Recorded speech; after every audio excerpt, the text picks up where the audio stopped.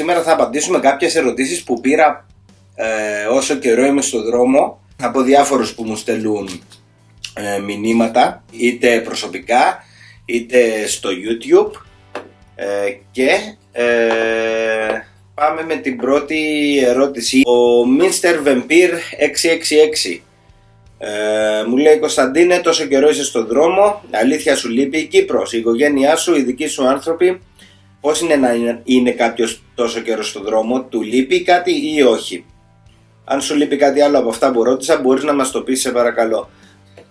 Καταρχήν να πω ότι είμαι στον δρόμο 630 ημέρες σήμερα και είμαι στην Αγγλία, η οποία είναι η 31η χώρα η οποία επισκέπτομαι, και έχω διανύσει 57.000 χιλιόμετρα. Δεν μπορώ να πω ότι μου λείπει κάτι ιδιαίτερο η οικογένειά μου ή οι φίλοι μου. Φυσικά, εντάξει, στην εποχή που ζούμε το να επικοινωνήσεις με τους δικούς σου ανθρώπους είναι πάρα πολύ εύκολο. Έχουμε συνεχή επικοινωνία και με την οικογένειά μου και με φίλους, και με βιντεοκλήσεις και τηλεφωνικά, τα πάντα. Απλά στο ταξίδι που κάνω εγώ δεν έχω μείνει και ποτέ μόνος, η αλήθεια είναι. Πάντα είμαι με κάποιον, δεν έχω νιώσει το αίσθημα της μοναξιάς για να πω ότι μου λείπει η οικογένειά μου. Πάντα σκέφτομαι τι μπορεί να κάνουν οι φίλοι μου, τι μπορεί να κάνει η οικογένειά μου. Απλά δεν είναι ότι μου λείπει. Αυτό που μου λείπει κάποτε, ειδικά όταν είμαι πάρα πολύ καιρό με ελεύθερες κατασκηνώσεις και με κακή διατροφή, είναι μια καλύτερη διατροφή χωρίς να εστιάζω στην κυπριακή κουζίνα ή στην ελληνική, απλά μια καλύτερη διατροφή. Λοιπόν, ο Ηλίας ρωτάει αν θα μπορούσα να πω κάτι για τον κατασκηνωτικό μου εξοπλισμό. Παραδείγματος χάρη σκηνή, υπόστρωμα, υπνόσακο. Όταν ξεκινούσα ήθελα να πάρω ένα καλό εξοπλισμό, γιατί η σκηνή θα γινόταν το σπίτι μου για 2 χρόνια και πολλές φορές για μέρες συνεχόμενες. Η σκηνή που πήρα, χωρίς να θέλω να κάνω κάποια διαφήμιση, δεν κερδίζω κάτι, θα πω όμως τη μάρκα που επέλεξα. Είναι μια Σαλέβα, είναι γερμανικής κατασκευής. Είναι μια από τις πιο φτηνές ορειβατικές σκηνές που μπορεί να πάρει κάποιος. Είναι το μοντέλο Denali 2. Διάλεξα μια σκηνή για 2 άτομα, για το λόγο ότι θα έπρεπε να έχω λίγο χώρο σε περίπτωση που σε μια κακοκαιρία θα έπρεπε να μείνω μέσα στη σκηνή για μέρες, να είμαι λίγο πιο άνετος. Είναι μια σκηνή κοντά στα 200 ευρώ. Όπως είπα, είναι μια από τις φθηνότερες ορειβατικές, γιατί οι τιμές αυτών των σκηνών μπορούν να πάνε μέχρι 450, 500, 600 ευρώ. Αν κάποιος κάνει μια έρευνα μπορεί να το δει αυτό. Φυσικά μια σκηνή των 80 ευρώ ή 90 ευρώ δεν θα ήταν κακή. Απλά όταν έβγαζα το budget για τη σκηνή, θεώρησα ότι στα 200 ευρώ θα είμαι καλυμμένος σε όλες τις καιρικές συνθήκες, όπως και αυτό συνέβη και παιδιά. Έχω περάσει και καταιγίδες και τρελή βροχόπτωση, μιλάμε για κουβάδες νερού να πέφτουν πάνω στη σκηνή, και δεν έχει βάλει ποτέ σταγόνα μέσα η σκηνή. Είναι σημαντικό να ξέρεις ότι θα μπεις μέσα σε μια κακοκαιρία και θα είσαι προστατευμένος. Υπνόσακος. Υπνόσακο έχω έναν ο οποίος λέει είναι μέχρι 26 βαθμούς Κελσίου, μέχρι μείον 26 μάλλον. Ωστόσο παιδιά, είναι πάρα πολύ φθηνός υπνόσακος. Μπορεί να ήταν μέχρι μείον 26 όταν τον αγόρασα, πλέον δεν είναι, και το έχω αντιληφθεί, το υλικό του μέσα δεν είναι πλέον τόσο αφράτο. Ο υπνόσακος αυτός αγοράστηκε 36 ευρώ από ένα κατάστημα με αθλητικά. Σίγουρα δεν είναι καλύτερη ποιότητα. Αυτό που χάνεις είναι την αποδοτικότητά του με τον καιρό, και φυσικά χάνεις πάρα πολύ στο μέγεθος. Είναι τεράστιος υπνόσακος παιδιά. Αν θέλετε να ταξιδέψετε καιρό, συμβουλή μου είναι να βρείτε μια μέση τιμή μεταξύ σκηνής και υπνόσακου και πάρτε ένα πολύ καλό υπνόσακο. Ένας καλός υπνόσακος είναι κοντά στα 120 με 150 ευρώ. Μπορεί να φτάσει σε θερμοκρασίες -26, αλλά το υλικό του μέσα δεν θα φθαρεί, δεν θα χαλάσει, και όταν θα τον διπλώνετε θα γίνεται πολύ compact, πολύ μικρός, πράγμα το οποίο δεν κάνει ο δικός μου και πραγματικά πιάνει πάρα πολύ χώρο μέσα στις βαλίτσες. Τον υπνόσακο πρέπει να πω ότι τον αγόρασα μία μέρα πριν να ξεκινήσω το ταξίδι. Πάρτε ένα υπνόσακο που αντέχει χαμηλές θερμοκρασίες, γιατί θα είναι κρύο εκεί έξω, παιδιά, και θα χρειαστείτε ένα καλό υπνόσακο. Πάμε στο υπόστρωμα. Υπόστρωμα, φίλε, ξεκίνησα με ένα Afrolex από αυτό που αγοράζεις 2 ευρώ, και αυτό το Afrolex είχα μαζί μου μέχρι και την Γερμανία, όπου βρήκα ένα άλλο υπόστρωμα αυτοφούσκωτο σε ένα κάμπινγκ που ήμουνα. Κάποιος το είχε παρατήσει και το τσίμπησα. Το Afrolex, παρόλο που είχε γίνει πάρα πολύ λεπτό, εξακολουθούσα να το χρησιμοποιώ, γιατί είχα συνηθίσει κιόλας να κοιμάμαι σε σκληρό έδαφος, δεν με ένοιαζε. Για μένα το υπόστρωμα χρειάζεται σε πολύ παγωμένες θερμοκρασίες. Αυτό που θέλεις είναι να υπάρχει η μόνωση μεταξύ του εδάφους και του σώματός σου. Ένα λεπτό Afrolex και ένας καλός υπνόσακος μπορεί να σου προσφέρει αυτή τη μόνωση τουλάχιστον μέχρι -6 που έχω κατασκηνώσει εγώ. Δεν είχα πρόβλημα. Ο κατασκηνωτικός εξοπλισμός απλώνεται σε γκαζάκι, σε κατσαρολικά και όλα αυτά. Για το κατσαρολικά και τα γκαζάκια και όλα αυτά, παιδιά, δεν είναι εκεί να πάνε να δώσετε 140, 150, 160 ευρώ. Υπάρχουν τα κινέζικα, πάρα πολύ καλά, πάρα πολύ φθηνά. Εμένα το γκαζάκι είναι κινέζικο, το έχω εδώ και 600 μέρες, σχεδόν καθημερινά θα μαγειρέψω και θα ζεστάνω νερό για καφέ, δεν είχα πρόβλημα. Το μόνο που πρέπει να αλλάξετε σε κάποια φάση, μέσα έχει 2 O-rings, πολύ μικρά, μιλάμε τώρα για ένα κόστος 10 cent. Να πάρετε 2 άλλα O-rings, τα αλλάζετε και αυτό είναι. Κατσαρολικά μπορείτε να πάρετε μικρά ατομικά σκεύη, υπάρχουν πάρα πολλά στην αγορά, αρχίζουν από 10 ευρώ και πάνε μέχρι 80 ευρώ. Αναλόγως πόσοι θα ταξιδεύετε, τι χρειάζεστε, έχει κατσαρολάκια, τηγανάκια, έχει τα πάντα που μπορείτε να πάρετε. Λοιπόν, πάμε σε μια πιο τεχνική ερώτηση. Πολλοί με ρωτάνε για τα λάστιχα, ποια προτείνω, γιατί τα προτείνω, ποια έχω χρησιμοποιήσει.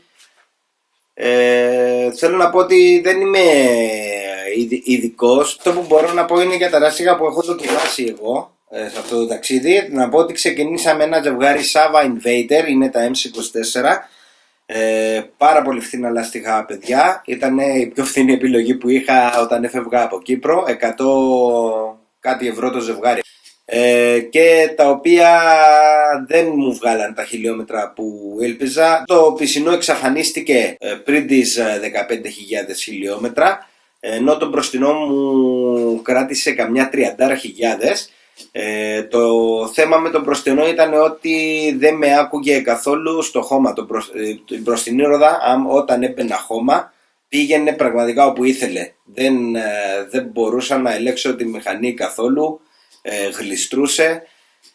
Μετά συνέχισα με ένα ζευγάρι λάστιχα που ήξερα πάρα πολύ καλά από την Κύπρο, και ήταν τα Metzeler, τα Tourans, τα οποία στην Κύπρο με θερμοκρασίες ασφάλτου 60 βαθμούς, πόσο φτάνει, μου βγάζανε ένα 20-23 χιλιάδες χιλιόμετρα χωρίς φορτίο, εννοείται, και έτσι συνέχισα με αυτά το ταξίδι. Μου βγάλανε το πρώτο ζευγάρι που έβαλα, το πρώτο πισινό που έβγαλα, έφτασε 18.000 χιλιόμετρα με το φόρτωμα, και το δεύτερο πισινό που έβαλα άλλα τόσα έφτασε, και μετά συνέχισα με τα Battle Wing της Bridgestone, δρομίσια λάστιχα, καμία σχέση με ό,τι είχα βάλει στο μηχανάκι μέχρι εκείνη τη στιγμή. Η συμπεριφορά του της μηχανής είχε αλλάξει πάρα πολύ, έγινε πιο παιχνιδιάρα. Φυσικά εντάξει, μπορούσα να είμαι πιο γρήγορος στις στροφές, είχα καλύτερα κρατήματα, αλλά τα λάστιχα δεν θα τα πρότεινα για μεγάλα ταξίδια. Μου βγάλανε μόνο 13.000 χιλιόμετρα και από εκεί και έπειτα συνέχισα με τα Heidenau, τα K60 Scout, 50-50 καθαρό λάστιχο με μεγάλο τακούνι, πολύ θορυβόδες, ειδικά στις στροφές κάνει, επειδή έχει τακούνι, μετά από ένα σημείο κάνει μια πτώση μηχανή που άμα την περιμένεις έχει πλάκα, άμα δεν την περιμένεις αλλάζει σόβρακο. Γενικά με βολέψαν αυτά τα λάστιχα, θέλω να πω, γιατί είναι πάρα πολύ σκληρά, βγάζουν πάρα πολλά χιλιόμετρα. Δεν έχω θέμα με ταχύτητα στο ταξίδι, πάω πάρα πολύ αργά, έτσι τα κρατήματα στις στροφές δεν με πολύ ενδιαφέρουν, εγώ θέλω να βγαίνουν τα χιλιόμετρα και το σημαντικότερο είναι το μηχανάκι με ακούει πάρα πολύ στο χώμα. Αυτά έχω να πω για τα λάστιχα, συγγνώμη αν σας κούρασα, πολλοί ξέρω ότι ενδιαφέρονται για τεχνικές πληροφορίες. Ο Homewrecker με ρωτάει αν έχω την εντύπωση ότι χρειάζομαι μεγαλύτερο μηχανάκι από το Transalt, μεγαλύτερη μηχανή εννοεί. Μου λέει ότι είναι πολύ ενοχλητικό που δεν έχει έκτη ταχύτητα και όλα αυτά. Θέλω να πω ότι όσο πιο πολύ ταξιδεύεις, τόσο πιο μικρή μηχανή θες. Αυτό έχω καταλάβει. Οι μεγάλες μηχανές είναι για λίγες μέρες και πολλά χιλιόμετρα. Θέλεις μια μηχανή που να αντέξει να σου βγάζει 1.000 την ημέρα. Άμα κάνεις μεγάλα ταξίδια, παιδιά, θέλεις μικρές μηχανές, μικρό μηχανάκι. Αυτό που λέει ο Homewrecker δεν το ένιωσα ποτέ. Αντιθέτως ένιωσα ότι θέλω πιο μικρό μηχανάκι. Σε κάποια δύσκολα σημεία, σε πολλούς χωματόδρομους, θα ήταν πολύ καλύτερα να κρατάω ένα πιο μικρό, πιο ελαφρύ μηχανάκι. Η έκτη ταχύτητα δεν μου έλειψε ποτέ. Όπως είπα, δεν πάω γρήγορα. Δεν χρησιμοποιώ αυτοκινητόδρομους. Δηλαδή στα βουνά που είμαι συνήθως με την Τετάρτη είμαι. Ούτε καν Πέμπτη δεν βάζω. Τρίτη, Τετάρτη παίζω με τις ταχύτητες που πάω. Δεν μου έλειψε ποτέ. Αλλά αυτό που θέλω να μείνει είναι ότι πραγματικά θεωρώ ότι όσο πιο μεγάλο είναι το ταξίδι που κάνεις, τόσο πιο μικρό μηχανάκι θέλεις. Θέλεις κάτι πιο μικρό, πιο απλό, πιο εύκολο να το φτιάξεις, πιο δύσκολα να χαλάσει. Όσο πιο απλό είναι πιο δύσκολο να χαλάσει. Και άμα έχεις μια μικρή μηχανή και πας με χαμηλές ταχύτητες, είναι πολύ πιο οικονομικό. Το Transalt, πόσο αργά και να πας, η αλήθεια είναι κάτω από τα 4 λίτρα τα 100 που έχω κάνει δεν πρόκειται να δω, ενώ άλλα μηχανάκια μπορούν να βαρέσουν και 3 λίτρα τα 100 και 3-3,5 λίτρα τα 100 χιλιόμετρα. Λοιπόν, ο Chris Maraγκός με ρωτάει για τις μπότες. Είχα κάνει ένα βιντεάκι ότι άλλαξα μπότες και με ρωτάει μετά από σχεδόν 9 μήνες και πολλές χιλιάδες χιλιόμετρα που τις φόρεσες, τι παίζει με αυτές, θα βγάλεις κανένα review? Ήλπιζα ότι θα είχα κάνει το review μέχρι τώρα, απλά επειδή δεν έχει γίνει θα απαντήσω σε αυτό. Είχα ξεκινήσει με ένα ζευγάρι μπότες που στις 20.000 χιλιόμετρα και τους 3 μήνες βάζαν από παντού νερό. Το βιντεάκι μπορεί να το βρει κάποιος, θα το βάλω εδώ. Και έπρεπε να αλλάχτούν οι μπότες.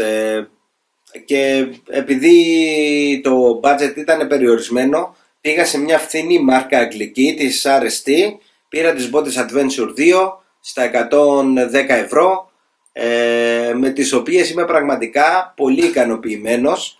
Φυσικά, γιατί μιλάμε πάντα για σχέση ποιότητας και τιμής. Έχουν πολύ καλή προστασία γύρω τους.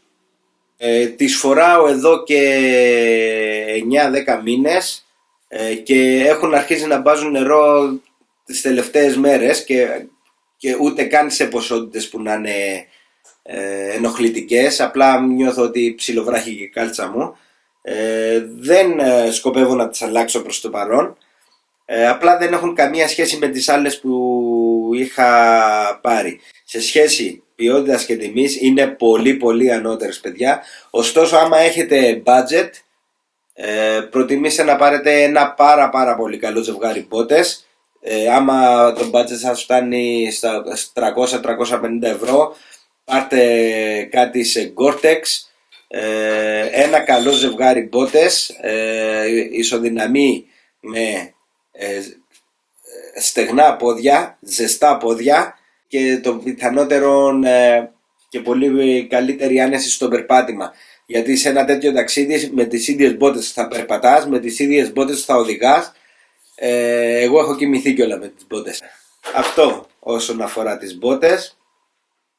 Λοιπόν, δεν νομίζω να έχω κάποιες άλλες ερωτήσεις. Φυσικά με είχατε ρωτήσει πάρα πολλά πράγματα κατά καιρούς. Ό,τι θέλετε να μάθετε, αν έχετε κάποια άλλη ερώτηση, αφήστε από κάτω στα comments την ερώτησή σας και θα προσπαθήσω να κάνω άλλο ένα Q&A βίντεο. Αν θέλετε μπλουζάκια, ξέρετε που θα τα βρείτε. Μπορείτε να πάτε στην ιστοσελίδα, κάντε μια εγγραφή στο κανάλι για να βλέπετε τα επόμενα βίντεο. Αυτό, χρόνια πολλά παιδιά, καλό νέο έτος, να σας ευχηθώ καλά χιλιόμετρα και όρθια και θα τα πούμε στους δρόμους. Άντε, τσάου.